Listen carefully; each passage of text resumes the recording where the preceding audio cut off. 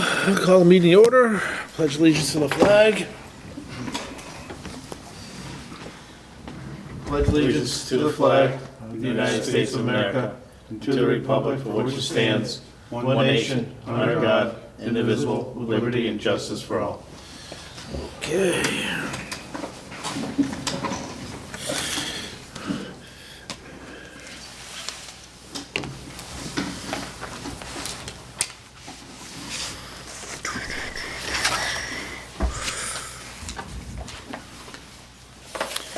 New business and information. There we go.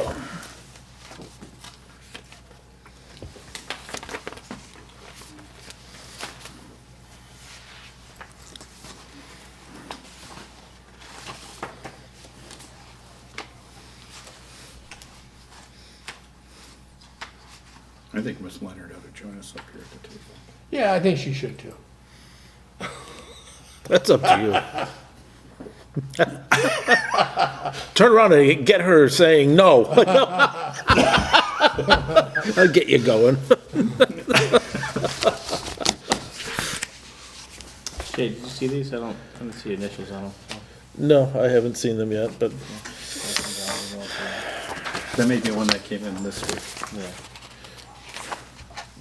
See, 22nd. I see Wishards. I don't see.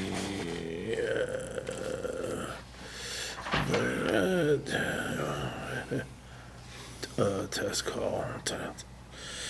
Test call. There's more test calls than that. There was a loose animal? He usually is around. I know, that's what I was thinking. There's no new report since I read them, right, Kathy? Okay.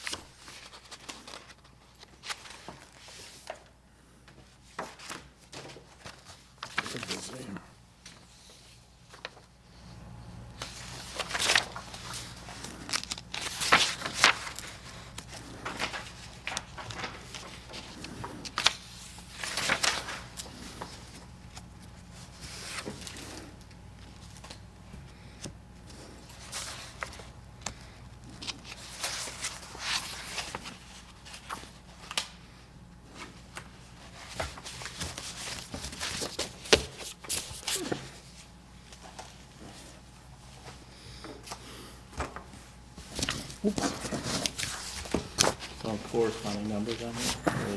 42, 43, 44. Well, let's see.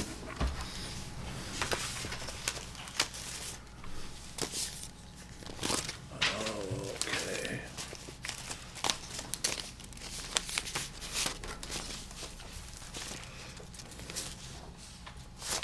Probably have to pay more taxes this year. Most of mine is tax exempt, actually. The VAT.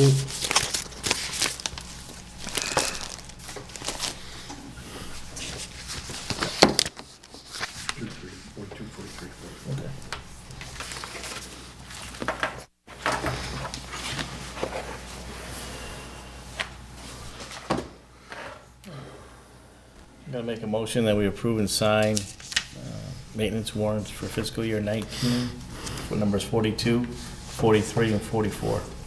I will second Glenn's motion. All in favor? Aye.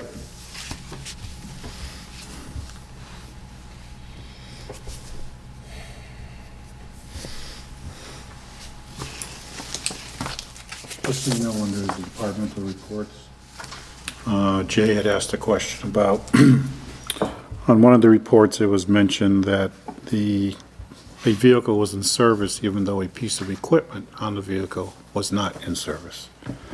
It had to do with the compressed air foam system on engine 2, I think it was, Jay?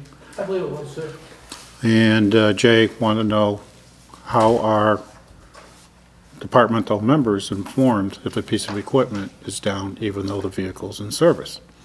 So I asked the fire chief, and basically what they do is they'll mention it during training sessions.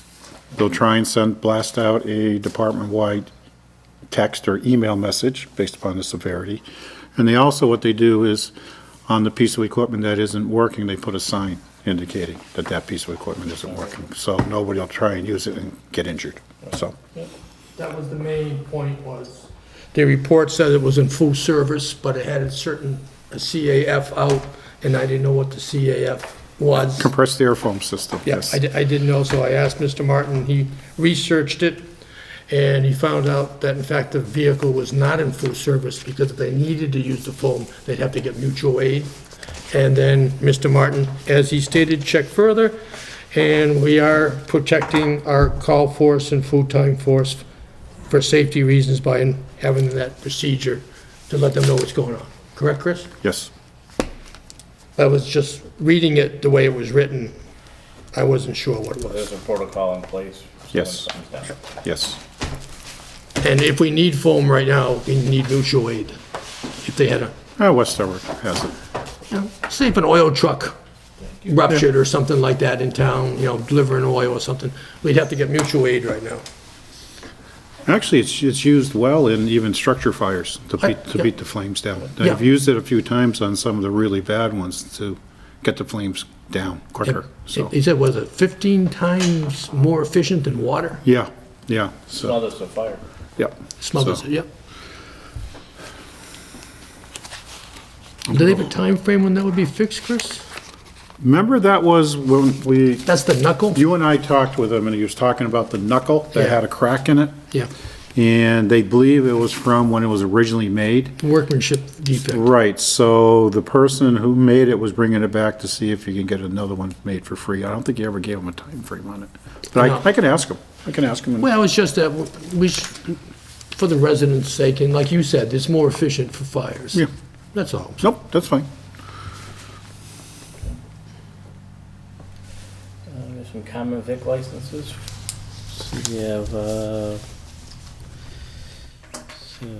common vic license for HADI 215, or 2015 Inc., who does business as Union Mart at 362 East State Street, Granby, Mass. For the town of Granby.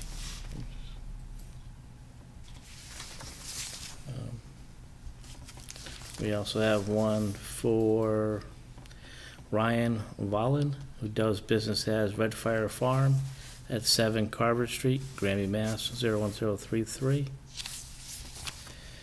And also for Immaculate Heart of Mary Church at 256 State Street, Granby, Mass. 01033. I'll make a motion that we approve all common vic licenses as read. I will second Chris. All in favor? Aye. Aye.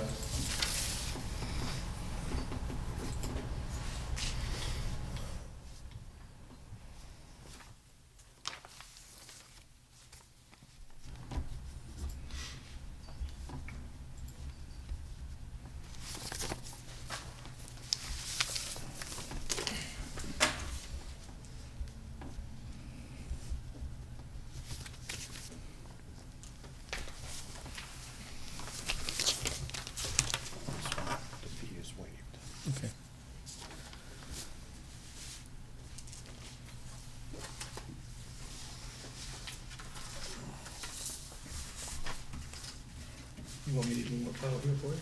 Do you want me to move over here when I sign it for you?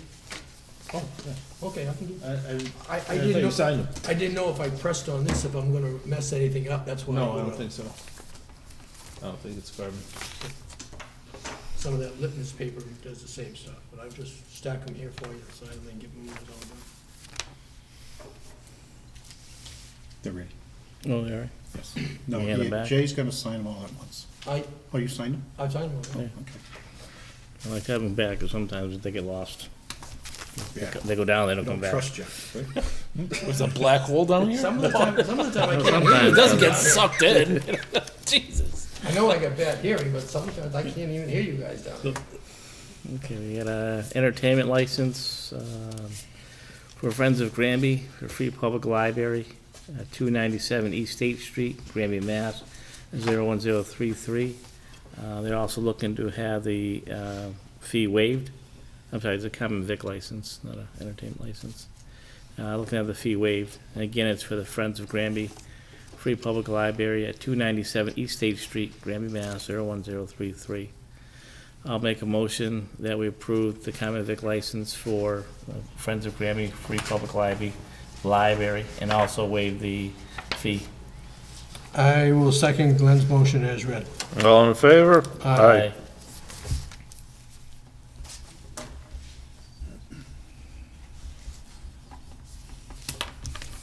Yes, sir. Sure, entertainment. Yes, yes.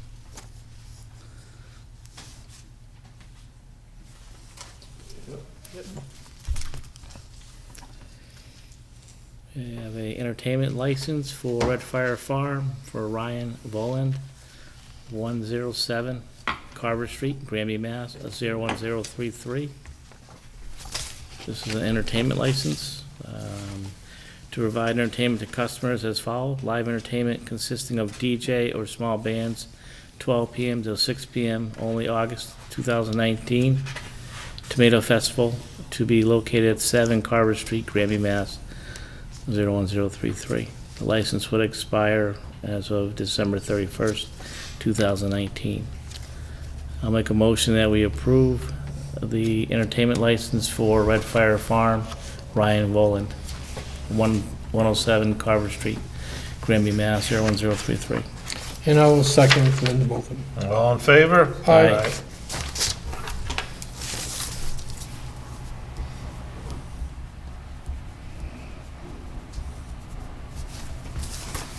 Sir? Thank you.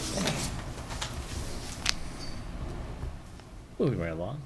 Yes, we are.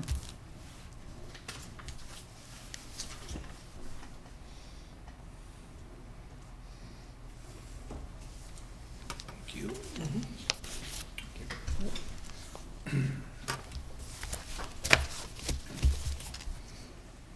Art reports.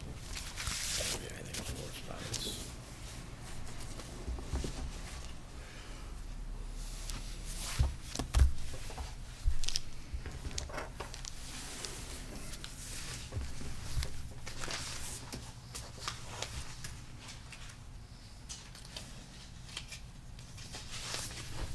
Thank you.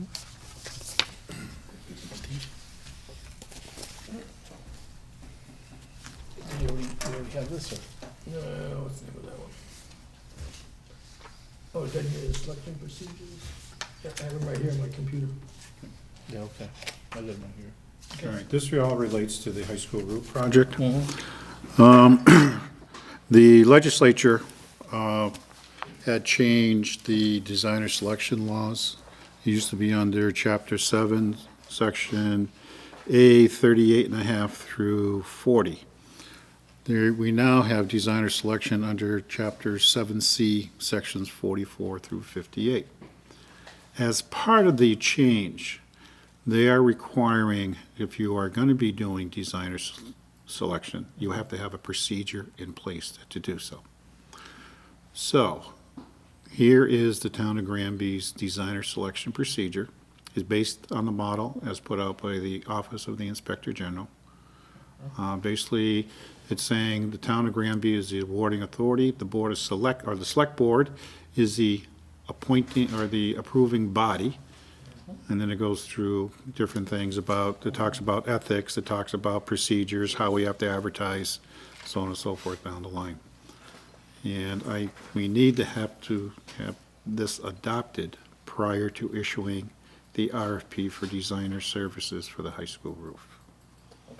That's actually for anything in the future. Not just the roof, right? Well, we can't do the designer selection process until we approve the procedure. No, I'm just saying, it's just not specifically for the roof, it's for everything. From now on, Yeah, that's all I'm trying to state. So nobody thinks we're doing it for just the roof. It's- until the state changes our mind for us again. Yeah, understand. Yeah.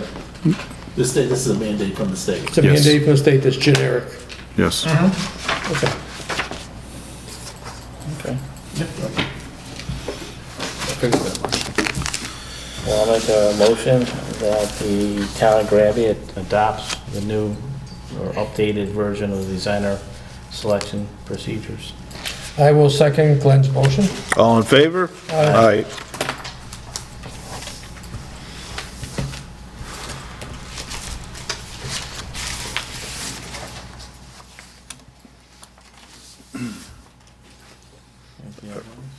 Jay, do you have one? That's the RFP, actual RFP, Jay. I think I do, all right. Okay. You sent it out in the same email, right? Yep. Yeah, I have it right here. It's up in front of me. All right. Under procurement laws, due to the fact that the expected construction contract is going to exceed $300,000, and the estimated designer fee is going to be in excess of $30,000, we do have to do designer selection process. So, before we can develop an RFP for the replacement of the roof, we have to hire a designer to do so. This is the RFP for designer services. I'd like to get it into the Central Register and on the Combi's website as soon as possible, because I would like to be able to have proposals due by Wednesday, February 27th, and to have a potential walk through the building, if they so desire, on February 20th, which is school vacation week, so they won't be disturbing any of the kids.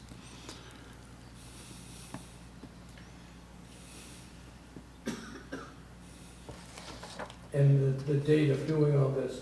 Well, is before the And time us by the school to do the what work. I am looking at for the construction period, I identified in here, I'm looking at July 8th through August 23rd. It's on page 3, Correct. under qualifications, item number 3. That's the proposed construction timeframe. Gives them 2 months to, remove the skylight. All the skylights are gonna be removed per directive of the school department.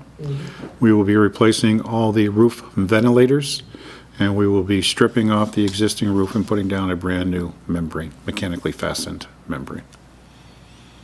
And that's gonna give us approximately a 3-week cushion from the date the school gave us that the school would be available. And it's well before the anticipated reopening of school. Yes. So, I can't see it taking 2 months, to be honest with you. But you never know, with the rain we had last year, That's just it, weather can always play a factor. but I'm just saying, so, No, you give enough ample, you give them ample enough time. yeah. basically, it's almost a 60-day construction period, so.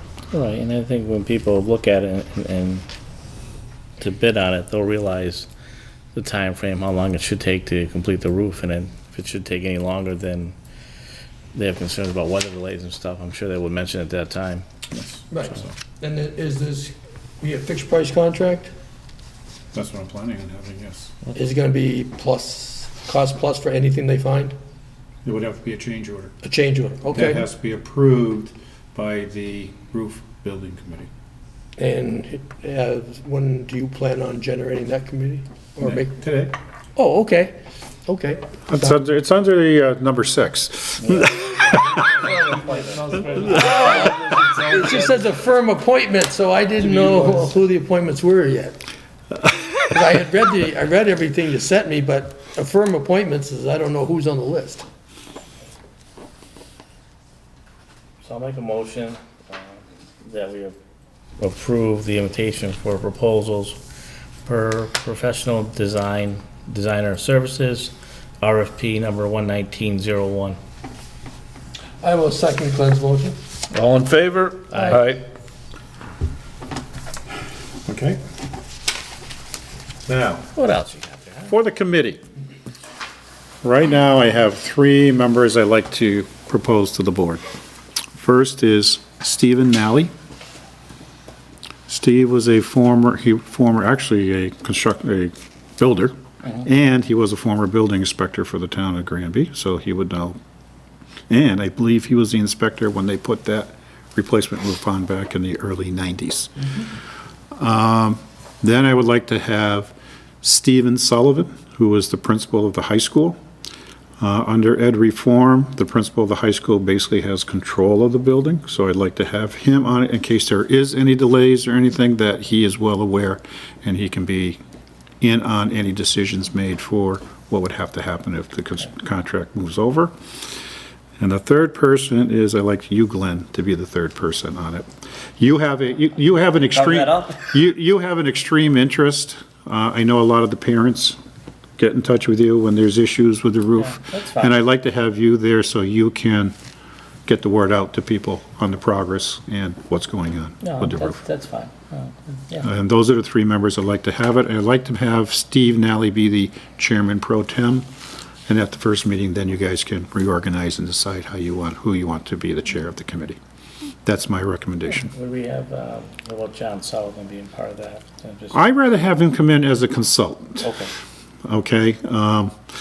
Basically, he's very busy with everything else. Yeah. He's got a lot going on with East Middle School. He's got a lot going on with the commissioning and working through the bugs of all the Yeah. new equipment and stuff. I hate to load him with this too at that point in time. I really if you need him, have him come in and talk to you as needed. That's the way I'd rather see it occur. I just want to make sure that he's up to all the current information, what's going on with the roofs, and being the responsible for the building. Well, I'm asking for, I believe it's like 6 copies of for this RFP, if I remember right. And 1 copy can go to him, and make sure that we have enough sets of designs that it can go to him, and so on and so forth, so he's well aware of what's going on. Yeah, since Glenn's gonna be on the committee, he can make sure John Sullivan is CC'd on all the meeting minutes. You know. So that way, lead the horse to water. But I'm just saying, yes, John should be involved, but Now that became my responsibility, but thanks, Jay. like I said, John's busy with other things, and I like to just have him come in and advise, or you guys can talk to him, call him in on occasion, and keep him well informed. I think too, with the understanding though, after the board or committee is appointed, though, if he's wants to be part of it, We can I wouldn't rule that out. No, we can make him an ex officio member or something Yeah, like I that. want to if make you sure want. like his, him being responsible for the buildings, I just think it's an important piece, but I see, as you said, he is busy, but definitely should be part of it though. So those are my recommendations, and the appointment will be through December 31st of 2019. Hopefully we'll be done with the project by then. Well, I'll make a motion that we approve Steve Nally. Steve Sullivan. Steve Sullivan. And Glenn Sexton. Glenn Sexton, to, what are we gonna call it? The junior, senior high school roof Committee. Okay. That's what I call it. Yep. Junior, senior high school roof committee. Okay. That is my motion. And I will second Glenn's motion. All in favor? Aye. There is one other, I have to announce a resignation. I received the resignation of Don Zabrowski from the Zoning Board of Appeals due to health reasons. I believe that's effective January 31st. That's Jay. January 31st, 2019. You got a recommended This week. replacement? I've been talking with Don, trying to figure out who would be a good replacement for him. We do have a couple of associates members, and I'd like to see if maybe one of them is interested in moving up Right. to be a full-fledged member, and then try and find another associate member to replace that Right, person. instead of initially trying to get somebody up to speed, somebody's already been there. Yes. No, I wish Don best on his health. Yeah, definitely want to publicly thank Don for his. His Years work. years of service. Years Years of of service on the service. committee. Yes. Absolutely. So, and then the only other thing I wanted to talk about, you mentioned in February, the 19th is no good for you. Right. What does the board wish to do? Do we want to not meet the second or the third week in February? Do we want to arrange it around, maybe do it the week before, or Wednesday, or Thursday, or like we've done that before, or? The only other option I have for that Tuesday is if we met early. So if we did like a 3 o'clock meeting, I would be fine with that. I'd probably, have to leave by 5:30. Hopefully our meeting will be done in 2.5 hours, so. You're that- talking the The 19th? 19th, right, because the 18th is a holiday. That's President's Day. I have no problems meeting, Yeah, I could meet at 3 o'clock, Okay. just like I'm doing today. Right, so that way, then we don't have to push out. Okay, that's fine, That works for I just everybody. want to work it around, that's No, I all. appreciate that. You all right with it? yeah, Okay. I said I had no problem with that. And we're still gonna do at 3 o'clock on the same day, just earlier. Yes, 3 PM on 2/19. Okay, changing it now.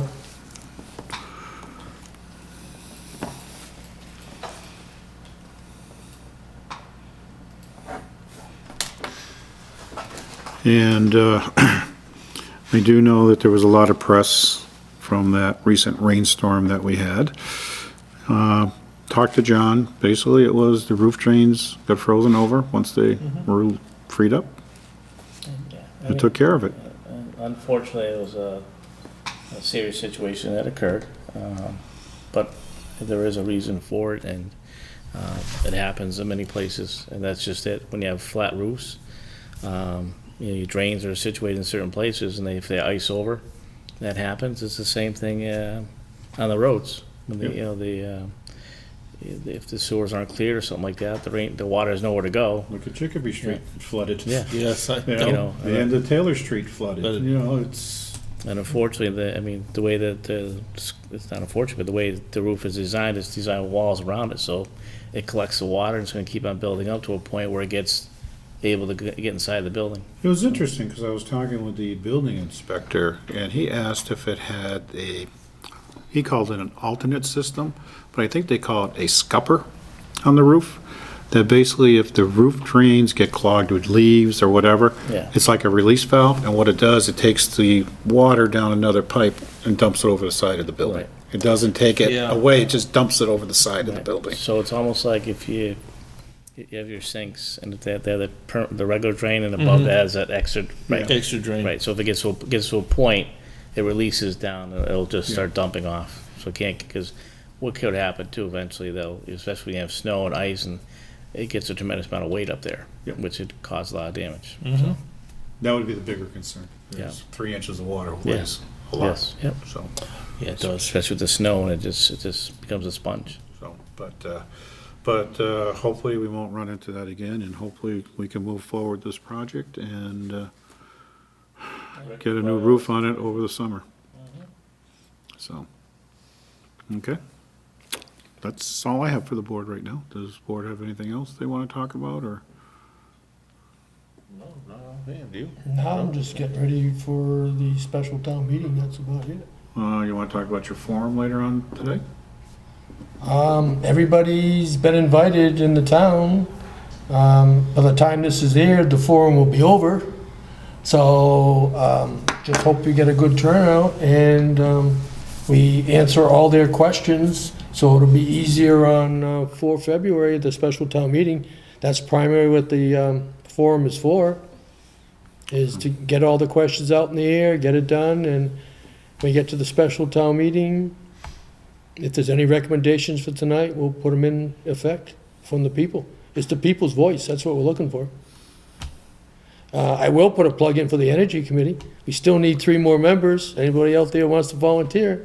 No, you work them too hard. And it's a lot of work, unfortunately. But we still need 3 members on the Energy Committee. It's a lot of good work you do, Jake, as well. Thank you. The committee does all the work too, but I mean, that's why I need 1 more full-time and 2 more alternate members. Because one of our current alternate members is ill. And then we had 1 full-time member actually had to resign because of their work commitments. So we're down 3 total. Because we like to run with 5 active members and 2 alternates. So we can get a quorum of 3.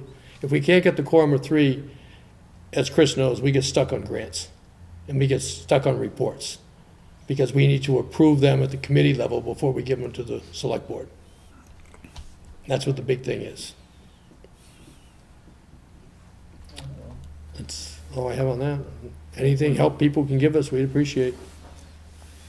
Well, hopefully we get someone to volunteer, and I'll definitely ask around as well. And it was nice to see last night at the planning board meeting that the memorial project is moving forward. It is. They're planning groundbreaking this spring, Excellent. and I believe they hope to have the tank and the wall up by May or June. Yeah. Yes. Yes. You know, it's just when that's done, that area is just gonna really stand out. And it's gonna be nice if we could put like a gazebo up there and maybe have some of the concerts that are held in at Dufresne Park in the center of town. I know they were talking, you know, in the future. Yeah. So be nice to, you know, eventually down the road expand on that. Hey, maybe we could all charter days down there, huh? I don't think it's that big. Another very good point in that location. We don't have a stormwater problem there like we had in the Village Common. No, we don't. No, we don't. No, that was unexpected to drive by that and see that flooded to that Degree.